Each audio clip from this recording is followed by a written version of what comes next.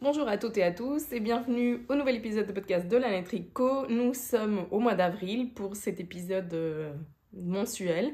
J'espère que vous avez passé un bon mois. Nous sommes, je sais pas, le 25 peut-être, donc c'est la fin du mois. Oui, 25 parce que le 27 ou le 26... 25, pardon. 25 parce que demain on est samedi et que c'est la journée internationale des boutiques de laine. Et on prépare donc la venue de Johanna de Lanoline, qui est une teinturière végétale ou naturelle plutôt, je dirais, parce que je pense qu'elle teint pas que avec des plantes, mais aussi avec la cochenille, qui est un insecte. Et donc pour cette journée internationale des boutiques de laine, on va accueillir Johanna pour une vente comme ça juste du samedi, en plus d'un tricoté à partir de 14h, ouvert à tout le monde, et une pizza night, donc une soirée pizza tricot que Juliette a proposé comme activité, où on se retrouverait après vers 19h. Soit en extérieur, mais ils annoncent de la pluie, soit sinon en boutique, mais ce sera limité un peu au nombre de places qu'il y a en boutique, qui n'est pas illimité malheureusement, parce que c'est une petite boutique. Et on pourra partager, on commandera des pizzas, on fera une petite cagnotte et on pourra partager des pizzas pendant qu'on tricote, un peu en mode Knit Night, mais avec un petit truc en plus. Et donc voilà, c'est l'idée pour donc demain samedi.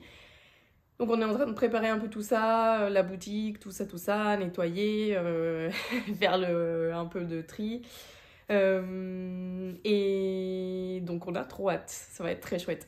J'espère que vous serez nombreuses et nombreux et que vous viendrez découvrir ou redécouvrir les laines de Johanna qui prépare tout ça avec beaucoup d'amour depuis plusieurs mois, donc c'est chouette. Et en plus c'est quelqu'un qui est vraiment adorable. Donc je suis très contente que ça se fasse en plus pour cette date-là, un peu une date spéciale pour les boutiques de laine. Donc voilà, je vous embête pas plus avec ce programme-là qui est pour demain. Ça se trouve, j'aurai même pas le temps d'éditer cet épisode pour qu'il soit avant demain. Donc voilà. J'ai quelques petites choses. J'ai pas beaucoup tricoté ces derniers temps. Par manque de temps, j'ai été absorbée par le travail et après par d'autres trucs. Donc j'avoue que je sais pas où est passé le temps. Enfin, plutôt mon temps libre. Voilà, mais il y a quand même des choses à vous montrer. J'ai quand même fait un peu de couture, donc si j'ai le temps à la toute fin, je vous le montrerai. Et sous d'attente, je vais vous parler de ce que je porte. Je porte je crois que c'est le number vest, le vest number 4 de My Favorite Knitwear. Je l'ai tricoté avec la base Gotland, il me semble, de By Night Création avec un coloris campèche très très noir. C'est une fingering un peu poilue et je l'ai mélangé avec un mohair noir. Il me semble que c'était un mohair de crème queue, c'est possible. Peut-être un reste de quand je l'ai eu en boutique il y a quelques années. Et donc voilà, ça me fait un petit gilet noir, mais quand même avec des reflets bleutés violets à la lumière naturelle. Et j'avais mis des petits boutons tout simples. Puis en haut, j'ai mis un bouton, je crois que vous allez rien voir parce que c'est noir, mais un petit bouton fluffleur. Voilà, c'est vraiment un détail très très détail qui ne se voit à peine. Mais ça me fait, je sais pas, ça me faisait un petit truc, ça me faisait plaisir de mettre une petite fleur, voilà. C'est un petit gilet sans manches assez facile à faire, col rond. Je sais pas s'il est en français, mais maintenant il y a plein d'équivalents. Je pense que Petite Knit en a. Enfin, c'est des vêtements assez basiques, assez classiques et assez intemporels. Finalement, je le mets bien. Donc, cette laine, au début, ça me gratouillait un peu le cou. Et en fait, après, je me suis totalement adaptée. Enfin, ça me dérange plus du tout. Bon, là, je le porte avec un col chemise, donc bien sûr, je l'ai pas contre la peau. Mais je me suis très bien habituée et franchement, il est très très chaud. Donc je sais pas si aujourd'hui j'aurais pas trop chaud avec moi. Après j'ai des manches, j'ai rien, je mettrai que ça, donc je pense que ça va aller. Donc voilà pour le petit vest number 4 de My Favorite Things Knitwear. C'est un des seuls patrons que j'ai tricoté d'elle. Je crois que j'avais tricoté un petit bandana aussi, le scarf number 1. Mais voilà, rien à dire, le patron est assez simple. Je sais pas si niveau taille ils sont très inclusifs par contre. Mais bon, je pense qu'elle a quand même un bon échantillon de taille. Et voilà, rien d'autre à vous dire. C'était très facile, top down. Je crois qu'on fait le dos, puis on relève les mailles pour les manches. Pas pour les manches, pour les devants. On fait les devants et après c'est tout droit en bas. Relever des mailles pour tout ce qui est pattes de boutonnage et côtes et tout ça. Et le tour est joué. Il y a zéro complication. Très bien. Pour les projets finis, j'ai 2 projets finis. Un que j'ai oublié à la boutique, mais je vais vous insérer des vidéos et des images et tout ça. Et c'est le Lady Bunny de Cynthia Valley. Donc vous savez, si vous me suivez et si vous avez regardé le podcast précédent, que on a sorti, je suis pas seule dans l'aventure, on a sorti avec Juliette le kit pour faire une peluche de Cynthia. Moi j'avais choisi de faire le petit lapin, le Bunny Odile, parce que c'est un des patrons qu'elle a en vente individuelle. Et donc, si vous n'avez pas le livre Moucher ses amis, moi, je me suis dit, au moins, vous pourrez le faire. Et participer aussi au CAL. D'ailleurs, si vous voulez participer au CAL et que vous ne savez pas comment y accéder, n'hésitez pas à m'envoyer un petit message ou me mettre un message en commentaire pour que je vous envoie le lien du Discord. Parce que les liens de Discord périment au bout d'un moment. C'est un peu pénible. Mais c'est comme ça. Et donc le CAL, il va jusqu'au 15 juin, parce que c'est pour le 15 juin que Cynthia vient pour faire ses ateliers sur sa création de peluche et sa construction de peluche lors de l'anniversaire de la boutique. Donc je me suis dit que d'ici le mois de juin, ce serait cool que, même si vous n'êtes pas de Grenoble, on tricote ensemble les peluches de Cynthia. Dans le kit que je vais vous montrer, il y a tout ce qu'il faut pour faire n'importe quelle peluche de Cynthia. Bien sûr, après, faire l'orang-outan en beige, c'est peut-être pas une bonne idée. Mais du coup, je vous ai mis sur la liste, sur la fiche produit du kit, que je vous mets en lien de description, j'ai mis la liste des peluches pour lequel le kit est totalement adapté niveau couleur et tout ça. Donc vous pouvez faire un chat gris, vous pouvez faire un mouton gris, vous pouvez faire l'âne, vous pouvez faire... Enfin, j'ai mis toute la liste. Et aussi la liste des patrons individuels, donc les patrons que vous pouvez acheter sur Ravelry si jamais vous ne voulez pas acheter le livre ou si jamais vous n'avez pas le livre. Le livre, on l'a réassorti, là, Len Magazine avait arrêté ou voulait arrêter de l'éditer en français, et je crois qu'il y a eu tellement de demandes, et c'est un livre qui est tellement populaire, enfin demandé, qu'ils l'ont réédité en français. Donc là, moi, j'ai fait un bon stock, et j'ai fait un bon stock aussi pour en avoir pour l'anniversaire. Donc de toute façon, ne vous affolez pas, il y aura toujours moyen d'avoir le livre, j'ai fait des stocks. Donc vous pouvez bien sûr acheter le kit et le livre, et comme ça, vous faites un des personnages du livre. Donc pour le kit, il sera dans on vous le présente dans une petite pochette Lanae comme celle-ci. Et il y a une pelote de sauna de Wool Dreamers, donc c'est leur mélange coton et laine, 50-50 coton, 50 laine, qui est la sauna en coloris aux États, qui est ce gris grège, très clair. Il y a les yeux de sécurité, il y a le rembourrage, donc il y a 25 grammes de rembourrage pour pouvoir rembourrer au moins une peluche. Et il y a 2 boulettes des Vilaine, je ne sais pas si je vous les avais montrées la dernière fois. Il y a 2 boulettes de Vilaine, ça je crois que c'est reflet dans l'étang ou reflet de l'étang ou les reflets de l'étang, quelque chose comme ça. Et lui, je me souviens pas du nom de la couleur, mais je vous les ai mis dans la fiche produit. Donc vous avez 2 boulettes d'Hélène Vilaine de Marion en base chaussettes, comme ça après si vous avez des restes et que vous voulez les réutiliser pour des chaussettes, vous pourrez. Mais vous voyez que j'ai eu, moi, de ma peluche, donc de Lady Bunny, que moi j'ai baptisé Lady Bunny parce que je l'appelle tout le temps Lady Bunny, Bunny Odile, j'ai eu de quoi faire la peluche entière, et j'ai eu de quoi faire les chaussettes et la robe, et il me reste tout ça. Donc là, j'ai pesé mon reste de sauna, juste avant de filmer là, et j'ai 30 grammes. Donc j'ai largement de quoi faire une autre peluche. Et là, j'ai largement de quoi faire les vêtements pour un autre personnage. Donc moi, je vais faire le mouton, Agi le mouton, qui est dans le livre de Moucher ses amis, que moi j'ai. Je l'avais pris en anglais. Bon, c'est pareil. Et qu'est-ce que j'allais dire ? Et du coup, je vais faire le mouton. Alors, je vais faire le mouton dans cette couleur. Je vais lui faire... Je crois qu'elle a une robe. Donc, je vais utiliser ces deux-là. Mais après, le mouton a une sorte de gilet de berger comme ça que je ferai dans une laine écrue naturelle.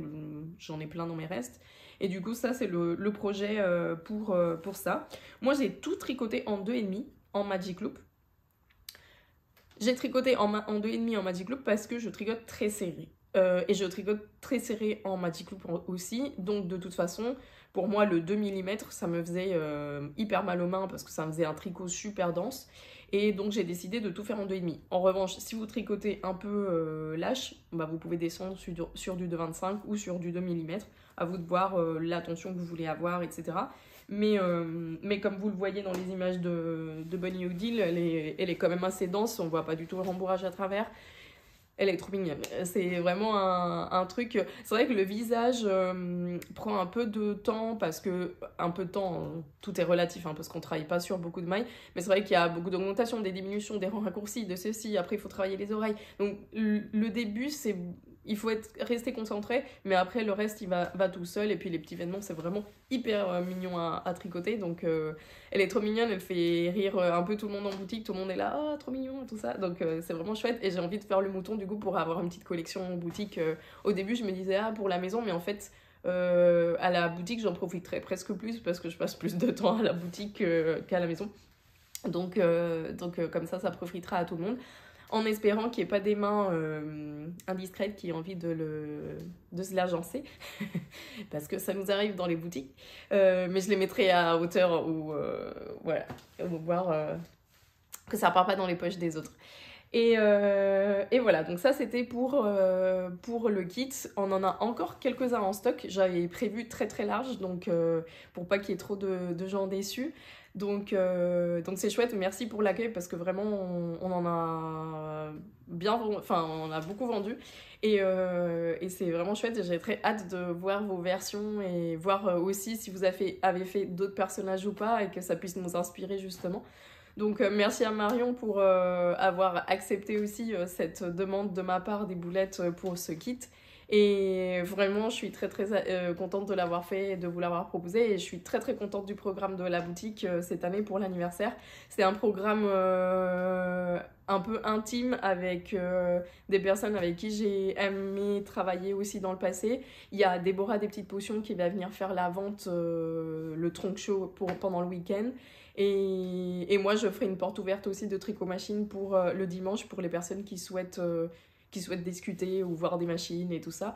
Donc je vous ai mis le programme sur Instagram, je l'ai sauvegardé dans les stories, vous pouvez aller le voir, mais de toute façon je vais insister un peu plus aussi pendant ces prochains mois d'ici l'anniversaire. Mais ce que je veux de l'anniversaire, c'est vraiment qu'on soit entre nous, faire de la communauté, faire des bons moments, faire des connaissances, des rencontres, passer du temps avec vous et partager. C'est pas tellement... J'ai pas envie de faire un anniversaire hyper monétisé ou hyper boutique, acheter, vendre et tout ça, même si c'est le but et... Enfin, c'est le but. C'est aussi pour ça que je le fais, dans le sens où ça reste une boutique et il faut entre guillemets... faire vivre la boutique, mais j'ai envie surtout moi personnellement et professionnellement d'être avec vous et de passer de bons moments et de créer une super atmosphère comme il y a toujours eu à l'anniversaire d'ailleurs. Mais cette année pour moi pour moi c'est ça l'important, et c'est de passer du temps avec les gens et de faire des rencontres et de pousser ce côté communauté tricot à Grenoble qui est vraiment très très chouette et qu'on a vraiment réussi entre tous à créer. Donc merci aussi d'être là lorsque on crée des événements, parce que si vous n'êtes pas là lorsqu'on crée des événements, bah, c'est sûr que tout cet effort et tout ce déplacement de teinturière ou tout ça n'apprend aucun sens si effectivement vous restez pas avec nous et vous suivez pas l'aventure. Donc vraiment merci pour ces 8 très belles années. Et voilà, ce petit blabla juste pour vous dire que merci pour l'accueil du kit et qu'on vous attend nombreux et nombreux en juin pour nous montrer votre petite peluche finie. Un deuxième projet fini, sans transition, j'ai fini la paire de chaussettes du mois de mars du club Color Cuff Club, ou que je sais plus jamais comment il s'appelle, de Summer Limits. Voilà, donc ça c'était le patron de mars avec les petites fleurs un peu côté 70s, et que moi j'avais décidé de faire dans des couleurs, enfin j'avais pioché dans mon stash avec ce que j'avais. J'aimais beaucoup sa couleur à elle, qui était à une sorte de violet rosé avec des fleurs un peu... C'était très sympa, mais moi j'ai fait avec ce que j'avais aussi pour utiliser mes petits restes. Ça, c'était une boulette de Squirrel Yarns que finalement j'ai dû mettre en pointe et en talon parce que clairement de la mondim, j'en avais pas assez. La mondim, c'est donc un reste d'un coloris qui n'existe plus. Et le petit centre ici, c'était aussi une petite boulette de... Mais c'était de l'alpaga, cachemire et soie, aussi de Squirrel Yarns, de Lisa, qui d'ailleurs fête ses 10 ans cette année. Donc allez voir un peu, elle prépare des petites surprises, des petites choses, ça a l'air sympa. Qu'est-ce que j'allais vous dire? Oui, j'ai pas eu assez de laine de la mondim. Vous vous souvenez, j'avais tricoté le talon, j'avais dit oui, je teste un truc avec des densités différentes et tout ça. Mais en fait, quand j'ai vu comment ça avançait sur la première chaussette, je me suis dit non, mais en fait, j'aurais jamais assez. Donc j'ai détricoté le talon que j'avais fait. Je l'ai utilisé pour faire donc, comme ceci. Et il m'a manqué de la laine sur 10 rangs ou 12 rangs sur cette chaussette qui est la deuxième. On le voit ici, mais je crois qu'on le voit à peine. Et pour le plus grand des bonheurs, Juliette avait un reste de cette même couleur, d'un autre bain, dans son stock. Donc elle m'a prêté son reste, elle m'a donné son reste pour que je puisse finir et utiliser et finir ma paire et qu'elle soit identique. Sinon j'aurais fait plus la pointe. De toute façon la pointe, personne ne va la voir à part moi. Mais bon, c'est vrai que c'est plus agréable et plus sympa d'avoir une paire totalement identique. Donc très très contente de cette petite paire. J'attendais de tourner le podcast pour pouvoir les porter, mais bon, je sais pas si on va les porter très très longtemps. Je les ai faites un peu plus courtes pour que pour ce temps-là on puisse profiter du dessin, parce que quand je les fais trop hautes, ça s'est caché dans le jean et c'est un peu dommage. Et comme en boutique je porte un peu des birques qui sont ouvertes là, je sais pas le modèle comment il s'appelle, mais c'est des birques en feutre de laine. Du coup je me dis au moins elles se verront peut-être un peu. Voilà, donc très contente. Moi la mondim elle résiste très bien. Après c'est aussi que j'ai beaucoup de paires de chaussettes que je fais beaucoup tourner, donc mes paires résistent plutôt bien à l'usure, et que moi je n'use pas, je fais pas de trous sous le pied. Je fais des trous quand j'en fais, c'est surtout au niveau de la pointe, et aussi les talons, certains talons je les use plus que d'autres.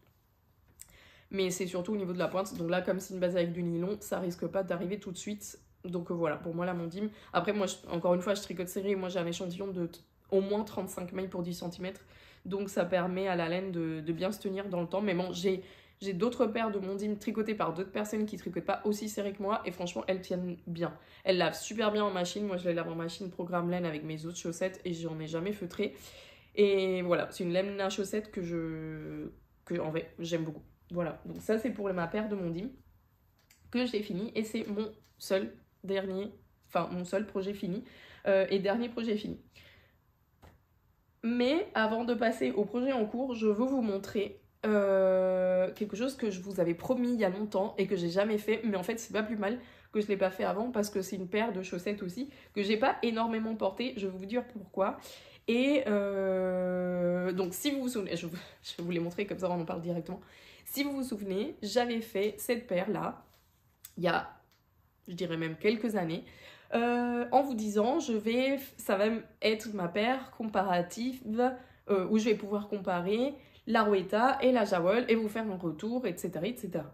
Je vous avais dit, c'est une paire que j'ai tricotée, donc la jaune c'est la Rowetta, la violette c'est la Jawol. C'est une paire que je vous avais dit, j'avais tricotée dans la même paire d'aiguilles, dans la même taille d'aiguille bien sûr, avec le même talon, enfin j'avais tout fait pareil. Et je vous avais dit, je vais la porter comme je porte toutes mes autres chaussettes, c'est-à-dire les porter, les laver en machine comme je fais d'habitude, etc., etc. Donc elles ont vécu telles qu'elles ont vécu comme toutes mes autres paires de chaussettes. Et je vous avais dit, dans quelques mois ou dans un an et tout ça, je vous fais un retour. Je me suis dit, là je viens de laver je viens de faire une lessive cette semaine de chaussettes. Je regarde là-bas parce que je les ai toujours pas récupérées, j'ai juste récupéré celle-ci. Et je me suis dit, tiens, comme je vais tourner le podcast, ça va me permettre de vous en parler enfin de cette paire. Il y en a certaines d'entre vous qui m'ont posé la question au fur et à mesure des mois. Et les voici. Donc là, tenez en compte qu'elles sont juste lavées. Je ne les ai pas rasées. Je ne les ai pas lavées à la main pour enlever des taches un peu plus... ou des zones un peu plus tachées. Parce que je voulais être le plus... comment dire ? c'est pas sincère le mot que je cherche, mais le plus... je voulais vous faire le retour le plus réel que possible. Je dois dire que les deux vieillissent aussi bien, que ce soit pour la Rueda et que ce soit pour la Jawel. Pour le rappel, la Rueda, c'est de la marque Filcolana, c'est un 80% mérinos, 20% polyamide. La Jawel, c'est de chez Lang, c'est un 75% laine vierge, enfin laine, et 25% polyamide. Enfin, nylon plutôt que polyamide. C'est la même chose, non? C'est le polyester qui est autre chose. Enfin, bref, nylon. Donc, vous pouvez constater que les deux, je vous le mets devant,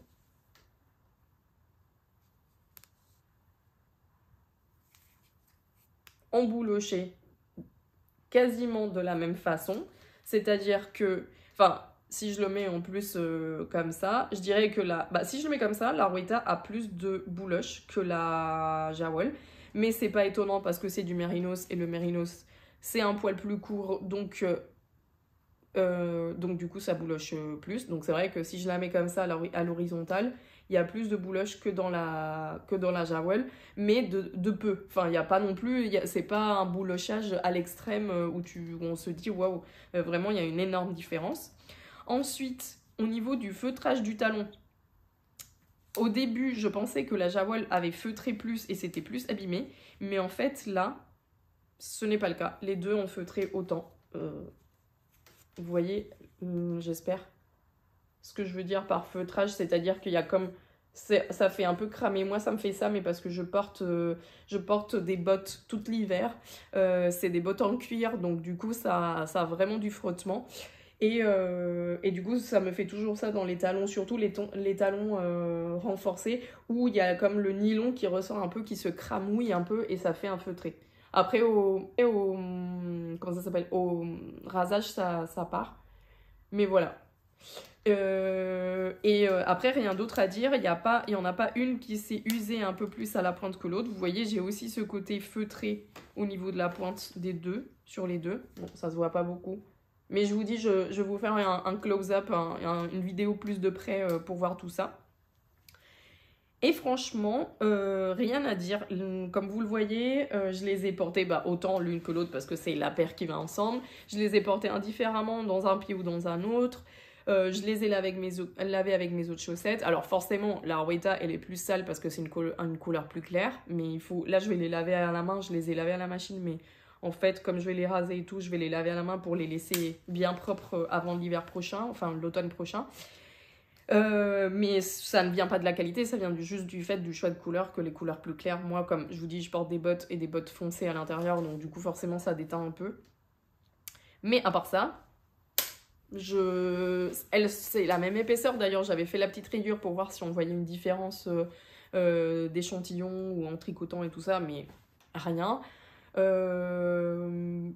Des qualités assez équivalentes. Je dirais que la Rueda... Alors, il y a des gens qui me disaient, oui, la Rueda, on la sent moins au niveau du pied quand on marche, qu'on sent plus la Jawel avec les mailles. Alors, au début, moi, j'ai pas tellement senti ça. Je pense que je l'ai senti parce qu'on me l'a dit. Sinon, j'aurais pas remarqué.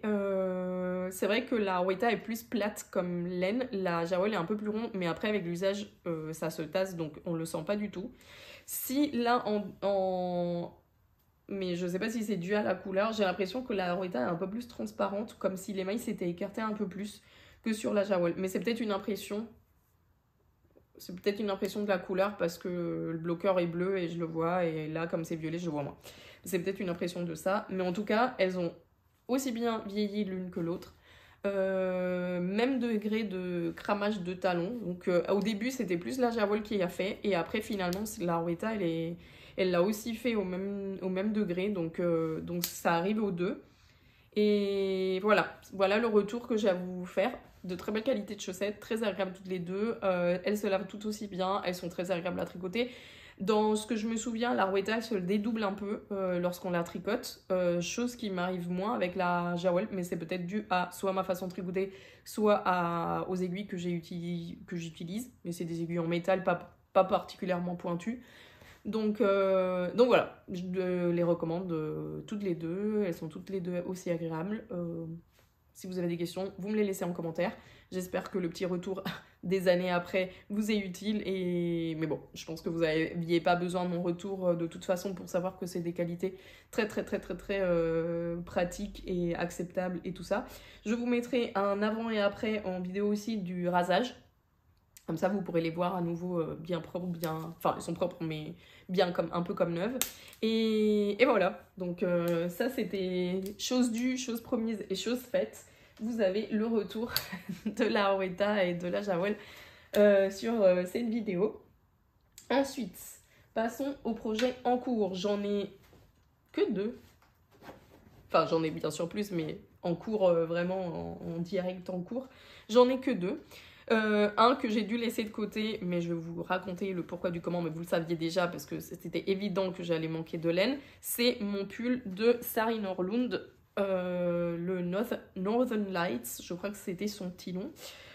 C'était un pull que j'avais monté, vous vous souvenez, avec de la roussin alpaga de boucle laine et de la laine filet main par moi-même. Dans un coloris de chez Les Petites Potions, justement, que j'avais acheté lors d'un... Je crois qu'elle était venue pour un anniversaire aussi. Je sais plus, lorsqu'elle avait fait une vente en boutique. Et je vous avais dit, je crois que je vais manquer de laine pour finir le yoke.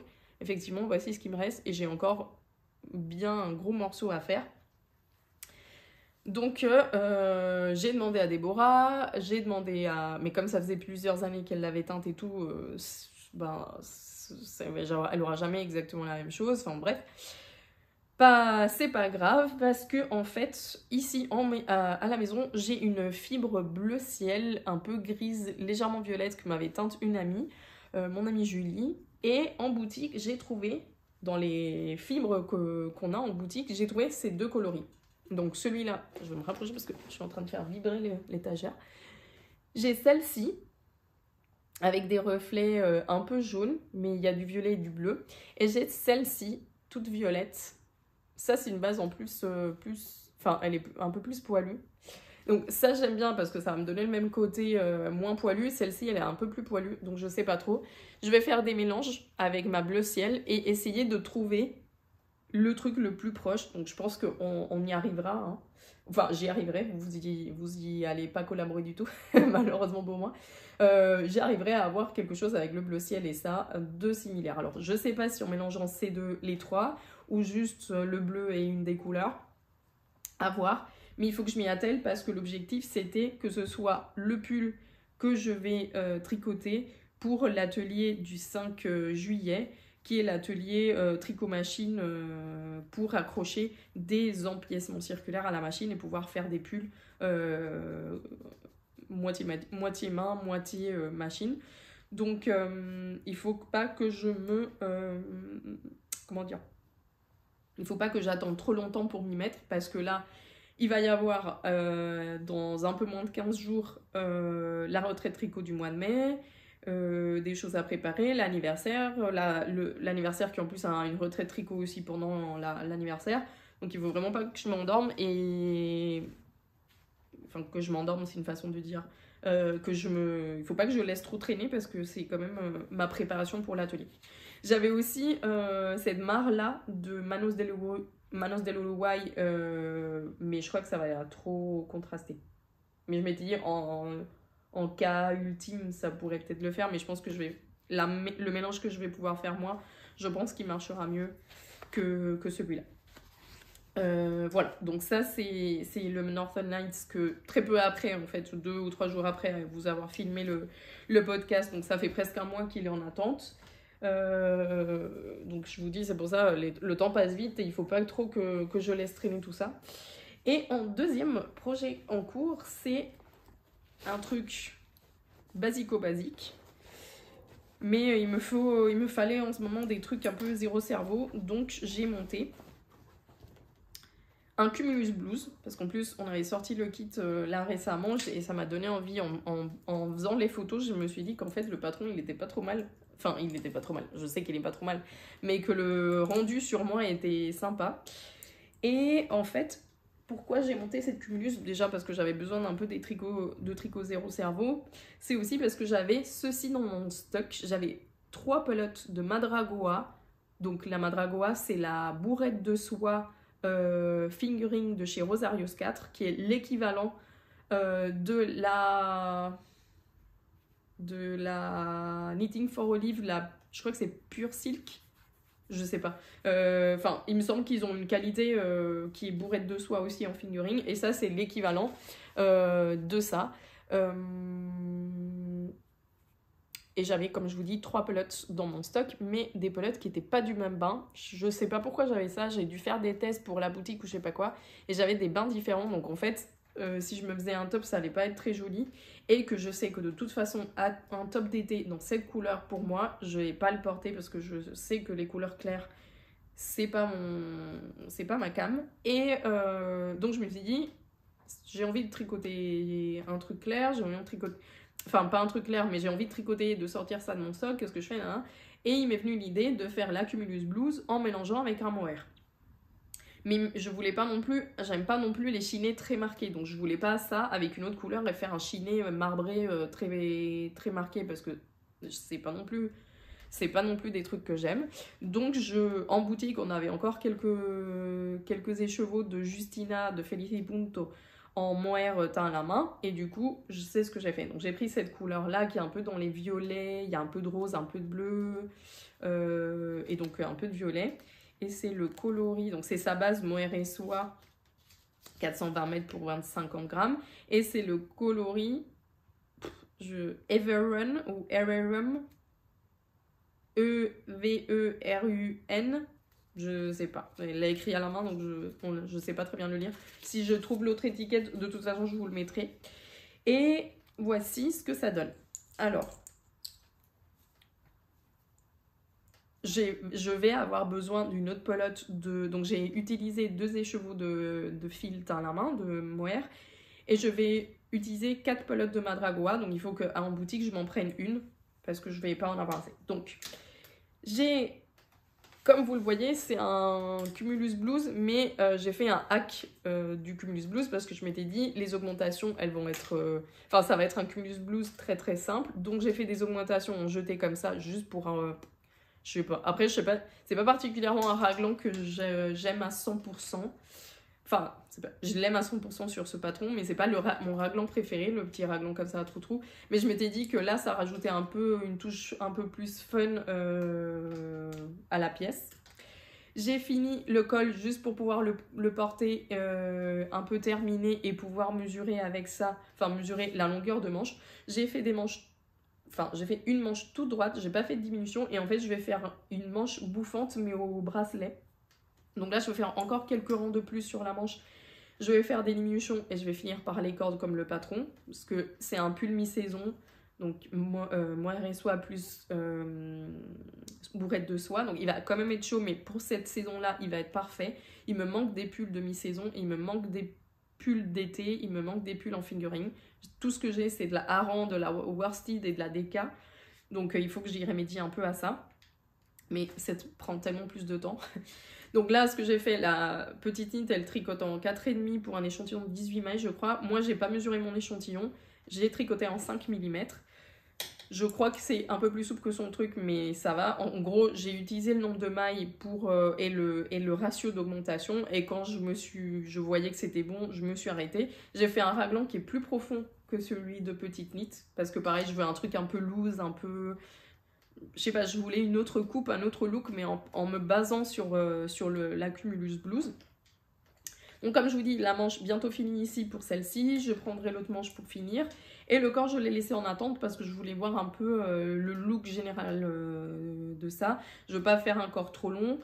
Je vais bien sûr tout finir par e-cord parce que ça, c'est des finitions qui sont très très sympas. En revanche, le corps, je l'ai aussi laissé en attente parce que j'ai tricoté avec un seul écheveau. Et malheureusement, je pensais que ça me... Enfin, c'est pas que ça me dérange... En vrai, ça me dérange pas beaucoup, mais c'est plutôt ce côté-là qui me dérange le plus. Je pense que vous, en plus, en podcast, en retour caméra, vous allez bien le voir. Ça a fait des grosses taches blanches. Donc surtout ici, celle-ci, elle est très très claire. Et ici aussi, donc ça a fait ça. Et autant la première, ça me dérange moins parce il y a un peu de bleu à l'intérieur, donc voilà. Mais là, celle-ci, vraiment, elle est un peu trop marquée. Donc je vais défaire ces 10 cm. Je vais finir mes manches. Comme ça, c'est fait. Et avec ce qui me restera, je déferai 10 cm et je vais alterner mes écheveaux de mohair. Enfin, mes deux mohair pour... ça va être tellement pénible à faire parce qu'il va falloir que je... Est-ce qu'il va falloir que je sépare mes brins? Enfin, je verrai. Mais en tout cas, je vais un peu mélanger pour pas avoir cette poche blanche là sur le côté. Parce qu'en plus, ça me l'a fait aussi sur l'autre côté. Ici. Et c'est les 10 mêmes centimètres du bas. Donc comme ça, le corps, j'alternerai un tout petit peu. Ça les mélangera un chouïa plus. Donc là, tout est en cours. Les manches, le corps. Mais bon, là, j'ai pu essayer avec le col que j'ai fait hier soir. Et ça va très bien. Donc voilà, ça me fait un petit pull clair, mais pas non plus écru. Et ça me fait un truc un peu fun pour la mi-saison. Donc c'est très très bien. C'est vraiment hyper doux, hyper moelleux et le tombé est vraiment super sympa. Le deuxième écheveau était un peu plus foncé. Donc on le voit là sur la manche qu'il est un peu plus marqué en couleur violette. Mais franchement, ça me déplaît pas. Ça fait une transition, ça me déplaît pas. Je le déferai pas. Mais en revanche, oui, pour la deuxième manche, j'ai laissé un tout petit peu, donc elle sera un peu plus foncée. Bon, après, c'est le jeu avec les laines teintes à la main, hein, puis c'est pour ça aussi qu'on les tricote, c'est parce que c'est un peu la surprise et tout. Mais c'est vrai qu'effectivement, pour le corps, je vais les alterner pour avoir moins cet effet-là. Et en fait, j'ai fait aussi ce pull parce que je cherchais quelque chose à mettre avec mon projet fini couture, que j'ai fini hier soir. Parce que je me suis fait cette petite veste en tissu matelassé. Alors c'est pas moi qui ai matelassé le tissu, c'est une indienne comme ça matelassée que j'ai acheté. Et du coup en vrai j'ai pas de chemise ni rien qui se porte avec ça, à part une chemise blanche. Et je me suis dit, il me faut un petit truc sympa à porter avec ce petit gilet. Et c'est pour ça que j'ai fait le pull. Donc je pense que ça ira bien avec. C'est le patron Ruby Vest, Ruby R-U-B-Y. Je vous mettrai le lien, c'est une créatrice que je connaissais pas, mais je cherchais un peu ce style de veste sur Instagram et du coup j'ai trouvé son patron. En plus c'est un patron qui a plusieurs versions. Vous avez une version col rond, un peu comme ce que je porte, col rond avec des boutons, col V plus longue avec des boutons ou col V plus longue avec 3 lacets. Moi j'ai opté pour la version courte col V avec le lacet. Et la seule chose, c'est que elle le dit, prenez la taille plus petite.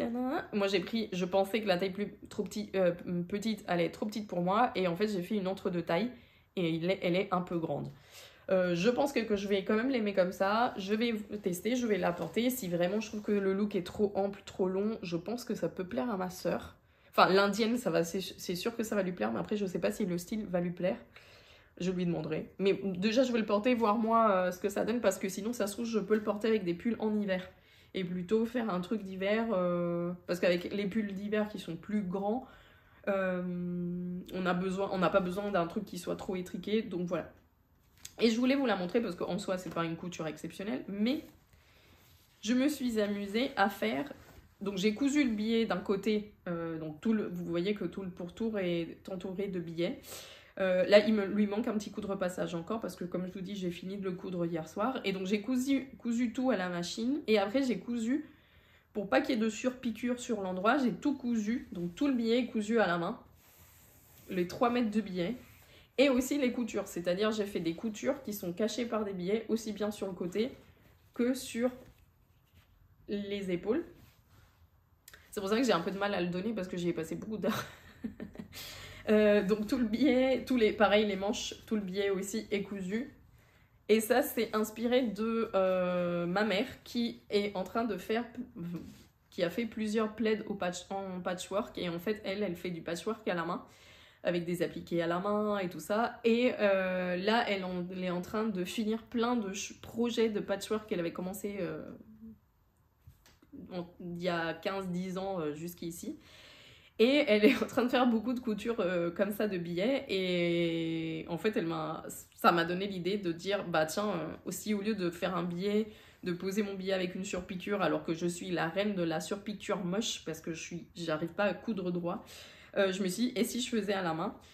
Donc j'ai fait à la main. Ça se fait, c'est très long, mais ça se fait. Je l'ai fait par petits moments, et par-ci par-là, et ça y allait.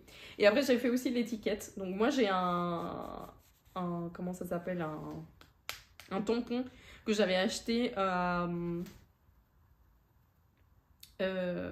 Katie Greenbean, je crois qu'elle est anglaise, que j'aime beaucoup ses podcasts et tout ça. Et à un moment, elle avait une boutique qu'on pouvait encore acheter facilement au Royaume-Uni. Je lui avais acheté ce tampon-là. Et j'ai acheté donc de l'encre pour tissu qui s'efface pas avec les lavages. Et du coup, j'ai fait un petit plastron avec le tissu et après, j'ai cousu l'étiquette handmade comme ça. Et je trouve que ça rajoute une petite touche sympa. Franchement, on dirait que je l'ai acheté. Il est très bien fini. C'est moche que ce soit moi qui le dise. mais il est très bien. J'ai juste pas eu assez de billets pour faire les petites cordes. J'avais un tissu un peu de la même couleur. Et c'est pas plus mal parce que c'est un tissu qui est un peu plus souple. Donc pour se nouer, il va être moins rigide. Et je crois que ça se voit à peine. Puis ça fait un léger contraste. C'est un tissu qui va bien avec les fleurs. Donc bon, il faut aussi savoir utiliser ce qu'on a. Et voilà, donc je vais lui donner un bon petit coup de repassage pour bien repasser tout le billet et voilà.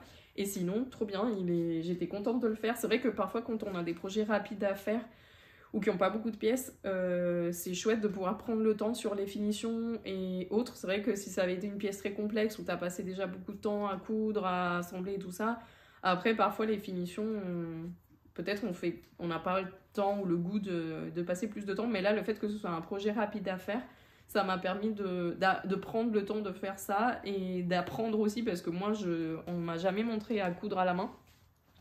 Je sais pas coudre à la main et là le fait de faire ces petites coutures, bah, ça m'a permis de m'exercer et de pratiquer et franchement j'y ai pris goût. Voilà, c'était plutôt agréable. Après, est-ce que je ferais comme ma mère un plaid en patchwork à la main? Peut-être pas, mais coudre le billet, ça va. Donc voilà pour ma petite veste là pour le printemps. Et c'est pour ça aussi, donc la cumulus que j'ai faite. Est-ce que j'avais d'autres choses à vous dire? Non, je pense que c'est tout. La toute dernière chose, je vous ai parlé de l'anniversaire, je vous ai parlé de samedi, mais bon, samedi, ça se trouve, comme je vous disais, vous aurez l'info après. La seule chose que je voulais vous dire, c'était de vous parler un peu du festival de Séville où j'ai été en début de mois. Parce que j'ai passé un très bon moment. J'ai même rencontré certaines d'entre vous qui étaient là de passage. C'était vraiment très très chouette. Je suis allée donc pour... Enfin, au début, j'y allais pas pour ça. J'y allais pour aller au festival et pour, je sais pas, rencontrer aussi le public qui regarde le podcast en espagnol, etc. Et puis, c'est vrai que j'avais dit à Wool Dreamers, à Ramon et à Arancha, que si jamais ils avaient besoin, qu'ils pouvaient compter sur moi pour leur donner un coup de main sur le stand. Et en fait, ils en ont eu besoin. Donc, avec ma maman, on a travaillé sur le stand aussi. Moi, quasiment tout le week-end, mais maman aussi par gros moments. Il y avait beaucoup de monde, mais c'était pas... En fait, c'est la taille pour moi, personnellement et professionnellement, c'est la taille de salon parfaite. Parce que, enfin, quand je dis professionnellement, pas que moi je vais monter un stand ni rien, mais le fait, comme j'ai été de l'autre côté, c'est-à-dire comme j'ai été à la vente, c'est vrai que ça permet de pouvoir garder du contact et du lien et parler et conseiller, parce qu'il n'y a pas une masse de gens énorme. Et en même temps, c'est un festival qui a la bonne taille, dans le sens où c'est grand, mais en même temps, c'est pas excessivement grand. C'est pas non plus minuscule. Donc pour les gens qui se déplacent, qui montent leur stand et tout ça, pour les professionnels, ça permet quand même d'avoir une certaine rentabilité, ou en tout cas que ce soit intéressant de se déplacer, de faire tout ça, tout l'effort qu'un festival représente, ou quand même que ça vaille le coup. Et en fait, en plus, les organisatrices, elles ont organisé beaucoup d'événements de sociabilité. C'est pas juste un salon où tu vas, tu achètes, tu passes un moment avec tes amis et c'est tout. Non, là, il y a des activités. Il y avait un défilé pour présenter des modèles. D'ailleurs, j'ai dû défiler, alors la honte de ma vie, mais bon, voilà. Qu'est-ce qu'il y avait d'autre? Il y avait des tombolas, il y avait aussi une sorte de de petits emplacements, petits stands où les créateurs, les créatrices, les designers pouvaient présenter leurs modèles. Parce que parfois, on a des designers qui sont connus par tout le monde, mais parfois, il y a des petits designers qui sont en train de commencer ou qui sont peut-être un peu moins connus et à qui on me donnait donc aussi la possibilité de présenter l'événement. Donc les gens allaient et rencontraient le créateur, la créatrice, les modèles, ils pouvaient les essayer, etc. Donc c'était vraiment chouette. Et je trouve que voilà, il y avait beaucoup de points comme ça de commun. Il y avait plein d'activités gratuites où les gens, bah, je sais pas, les marques ou des créateurs ou des venez vous parler d'un projet ou de, je sais pas, de la laine, de ceci. Il y a vraiment beaucoup d'activités gratuites et de sociabilité autour du festival, ce que je trouve qui est un effort incroyable pour les organisatrices, mais aussi ça crée beaucoup, il y a un aspect très social au festival qui est pour moi un festival c'est vraiment le côté aussi, comme je vous disais pour la boutique et la création d'événements, c'est aussi et surtout pour la rencontre. Alors bien sûr, c'est chouette de pouvoir acheter des choses et tout, et rencontrer aussi les gens qu'on apprécie professionnellement et autres, mais en fait, on y va pour rencontrer des amis et pour faire des amis, donc pour moi, c'est ça la partie la plus importante, et dans un festival, il faut qu'il y ait de la place pour s'asseoir, il faut qu'il y ait de la place pour manger, il faut qu'il y ait de la place pour...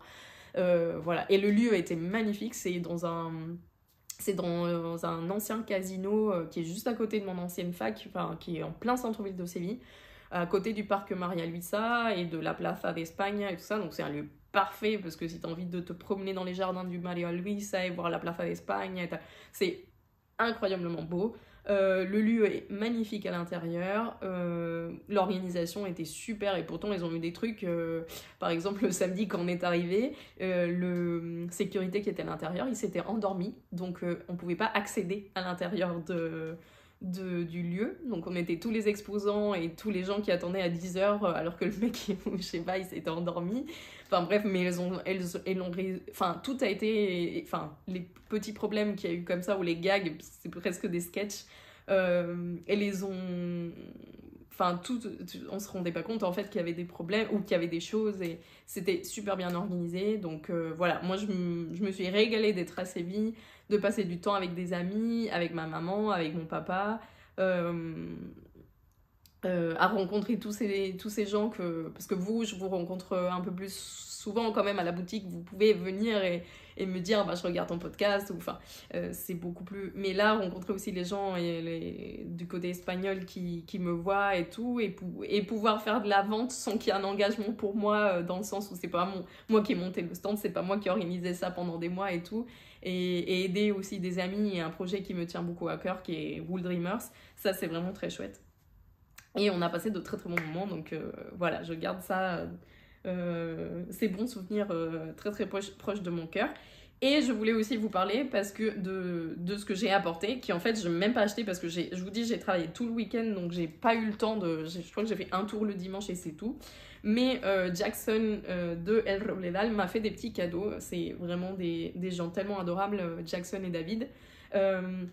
Il m'a offert la petite pochette Neat and Beer Club d'El Robledal, parce qu'il m'offre des bières tout le temps, après le festival bien sûr. Et il m'a offert un écheveau de sa nouvelle base chaussette, qui a un twist de brun. C'est vraiment des bases chaussettes que j'aime beaucoup. Et c'est le coloris Bandida, c'est un 75% Merino Super Wash et 25% de nylon recyclé. 100 grammes, 425 mètres. Donc je vais me faire une paire de chaussettes à torsade qu'a sorti récemment Vera Balimaki. Donc je montrerai ça pendant l'été, je pense, pour mes vacances, pourquoi pas. D'autant plus qu'on va dans le nord de l'Espagne, donc ça va être bien. Je pense que c'est une couleur qui me fait penser comme ça un peu à la Bretagne, aux Asturies, à Galice, des couleurs un peu comme ça. Je pense que ce sera parfait, donc merci à Jackson.